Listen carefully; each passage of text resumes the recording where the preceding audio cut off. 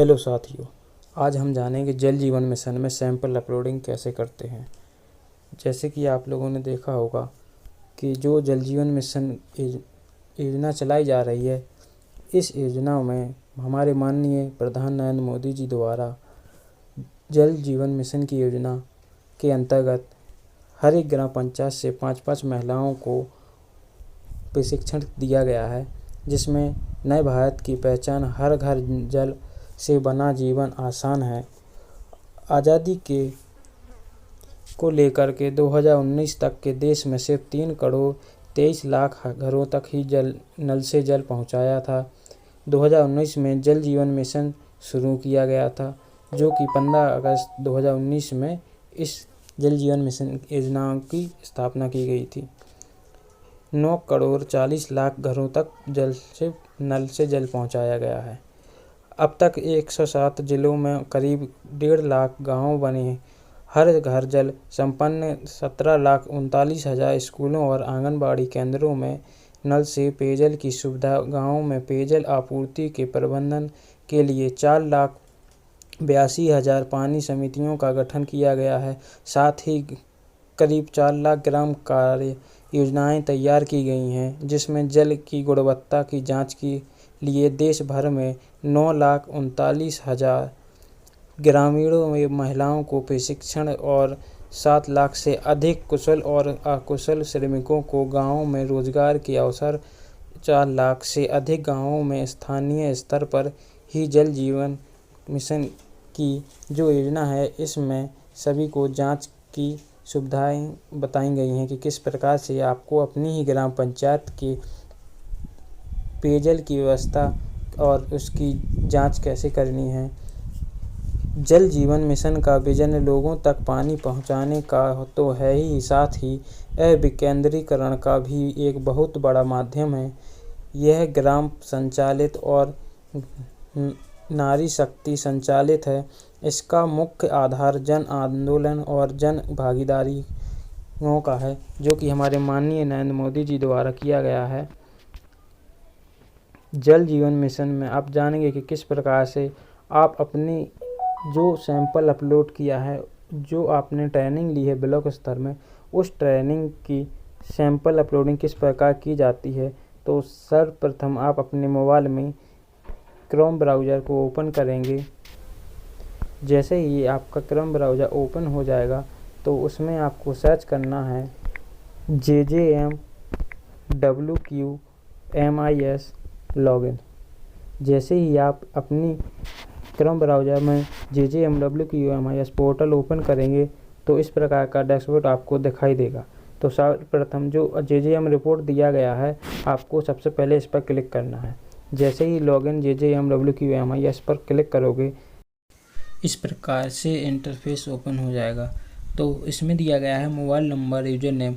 तो सब जो आपने रजिस्ट्रेशन करते समय अपना मोबाइल नंबर लगाया होगा, उस मोबाइल नंबर को आपको यूजर नेम में फिल करना है। जैसे ही आप अपने मोबाइल नंबर को अपने यूजर नेम में डाल देते हो और उसके बाद जो पासवर्ड दिया गया है, तो अगर आपने जो पासवर्ड डाला हो तो उसको क्लिक करिए, या फिर जो आपका मोबाइल नंबर है उस मोबाइल नंबर को ही अपने पासवर्ड में टाइप कर दीजिए। जैसे ही अपने मोबाइल नंबर और यूजर नेम दोनों फिल कर देंगे, तो उसके बाद आपको लॉगिन पर क्लिक करना है। लॉगिन हो जाने के बाद आपका डैशबोर्ड इस प्रकार से ओपन हो जाएगा। जो 3 डॉट दिए गए हैं, आपको इस पर क्लिक करना है।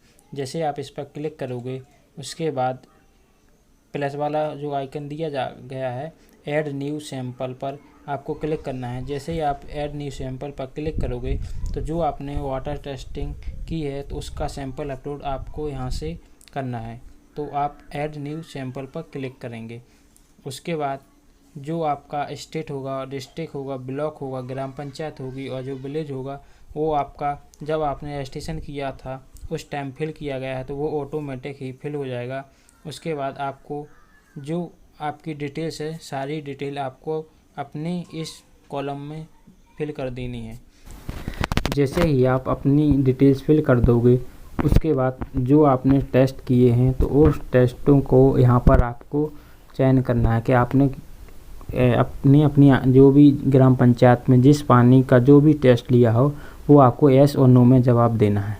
जैसे कि H2S होता है, जो आपकी एक शीशी मिली होगी तो उसमें एक शीशी में केमिकल रहता है, उसमें पानी भर कर उसमें चेक कर सकते हैं कि इसमें H2S है कि नहीं। तो पानी पीने योग्य होता है तो उसका पता चल जाता है कि कौन सा पानी पीने योग्य होता है और कौन सा नहीं।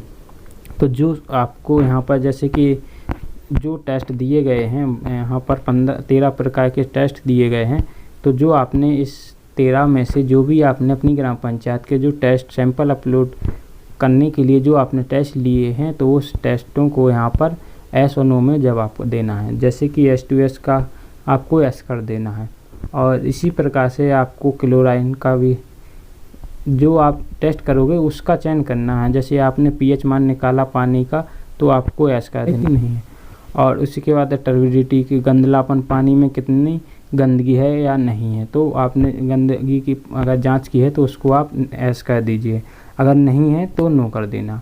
क्लोराइड आपने पानी का जो भी क्लोराइड चेक किया है तो आप उसको एस कर दीजिए, अगर नहीं किया है तो आप उसको नो कर दीजिए। अगर आपने जांच की है तो उसको एस कर दीजिए।